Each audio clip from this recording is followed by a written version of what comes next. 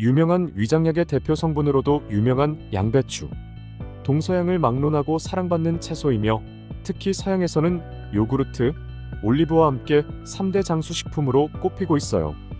다이어트용 음식으로도 유명해 많이들 찾곤 하지만 이런 양배추도 잘못 먹으면 위험할 수 있다는 사실 알고 계신가요? 양배추를 잘못 섭취할 경우 오히려 건강을 해칠 수 있는데요. 잘 알고 먹어야 하는 만큼 영상 끝까지 보시고 꼭 건강 챙기시길 바랄게요. 먼저 양배추를 먹을 때 주의해야 할 점 4가지를 알려드릴게요. 첫 번째, 식후 속쓰림이나 식적 초기 증상이 있는 경우에요. 식적이란 위에서 소화가 다 안되고 남은 음식 찌꺼기가 이상 발효해서 노폐물을 형성하고 위 점막 외벽에 쌓여 굳어진 상태를 뜻합니다. 속쓰림이나 식적 초기 증상을 가진 사람이 양배추를 섭취하면 오히려 소화가 더 안 될 수 있습니다. 식적으로 위장이 딱딱해지면서 운동 능력이 저하되어 소화가 잘 안 되고 체하기 쉽고 가스가 차고 더부룩한 증상이 심해질 수 있어요. 두 번째, 갑상선 이상이 있는 경우에요. 갑상선에 문제가 없다면 상관없지만 갑상선 기능이 저하된 상태라면 문제가 생깁니다. 양배추에는 고이트로젠이라는 성분이 있는데 양배추를 생으로 먹으면 이 성분이 몸에 그대로 들어와 갑상선 기능 저하 치료제에 들어있는 요오드의 흡수를 떨어뜨릴 수 있어요. 그리고 고이트로젠 성분이 체내 갑상선 호르몬의 생성을 억제하기 때문에 안 그래도 갑상선 호르몬이 부족한 환자들의 증상이 악화될 수 있는 가능성이 있어요. 이런 이유로 갑상선 저하증이 지속되거나 악화된다면 치매의 위험까지도 높일 수 있어요.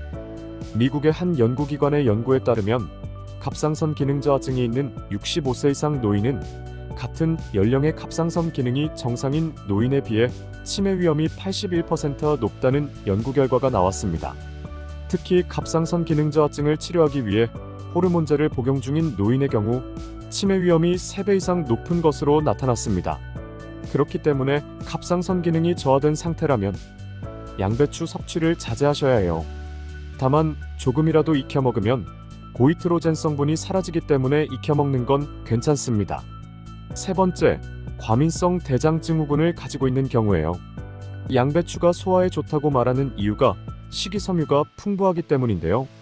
장에서 쉽게 발효되는 만큼 가스가 많이 발생하는데 이로 인해 가스가 차고 복통 설사를 유발할 수 있기 때문에 주의가 필요하답니다. 그리고 양배추는 한의학에서 말하는 음체질보다는 양체질에 좋습니다. 몸은 따뜻한데 위염이 있고 소화가 안 되는 양체질의 경우 양배추가 잘 맞지만 손발이 차고 아랫배가 냉해서 과민성 대장을 가진 음체질의 경우 가스가 차고 화장실을 자주 갈 수 있습니다. 네 번째, 항응고제와 아스피린을 복용 중인 경우에요. 이런 약들은 혈관 내에 혈전이 생기는 걸 막아 뇌졸중이나 심근경색, 부정맥 등을 예방하는데요. 양배추에 들어있는 비타민 K 성분은 이러한 약의 효능을 떨어뜨릴 수 있습니다. 보아파린과 아스피린은 혈관을 묽게 만들어주는 반면 양배추의 비타민 K는 혈액을 응고시키는 역할을 하기 때문이에요. 지금 꾸준히 먹고 있는 약이 있다면 와파린 계통의 약 혹은 아스피린은 아닌지 확인해 보시기 바랍니다. 그런데 이렇게 조심해야 할 부분이 있다고 해서 양배추를 먹지 말아야 할까요? 물론 아닙니다. 양배추를 효과적인 방법으로 먹는 방법을 지금부터 알려드릴게요. 첫 번째, 양배추와 사과를 함께 먹는 것입니다. 사과의 칼륨 성분은 혈관을 확장시켜주는데요. 양배추와 사과를 함께 먹을 경우 양배추의 혈액 응고 역할을 막아주고 혈액순환을 개선할 수 있습니다. 양배추와 사과를 함께 갈아서 먹는 걸 추천드려요. 양배추만 먹으면 맛에서 거부감을 느끼기 쉽지만 사과와 함께 갈아 마시면 맛과 영양을 동시에 챙길 수 있어요. 사과와 더불어 당근을 함께 갈아도 정말 좋습니다. 당근도 혈액을 생성하는데 도움을 주고 혈관 흐름을 좋게 하기 때문이에요. 두 번째, 양배추는 한 번 먹을 때 소량씩 섭취하거나 또는 가볍게 열을 가한 뒤 먹는 게 좋습니다. 앞서 말씀드린 고이트로젠은 열에 약하기 때문에 물에 30초 정도 데치거나 찜기에 살짝 쪄서 먹으면 됩니다. 다만 너무 익히면 양배추에 있는 항암효과 성분인 설포라판의 효능이 떨어지기 때문에 살짝만 익혀야 해요. 또한 갑상선 기능 저하가 있는 분이라도 요리에 곁들이는 정도의 소량이라면 큰 문제가 없어요. 한 컵 정도 양인 150g으로 일주일에 2~3번까지만 먹으면 괜찮습니다. 세 번째, 양배추를 비타민 U가 풍부한 다른 채소들과 같이 섭취하는 것입니다.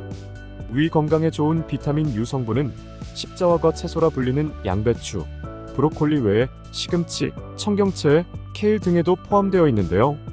이렇게 비타민 U가 풍부한 다른 채소들과 같이 섭취하면 시너지 효과를 낼 수 있어요. 지금까지 양배추를 먹을 때 알아야 할 주의사항과 건강하게 먹는 방법까지 알아보았습니다. 오늘 저녁 양배추 요리로 건강한 한 끼를 통해 내 몸 건강을 챙겨보시는 건 어떨까요? 영상이 도움되셨다면 구독과 좋아요 한 번씩 눌러주세요. 영상 제작에 큰 힘이 됩니다. 지금까지 여러분의 건강과 행복을 기원하는 튼튼 박사였습니다.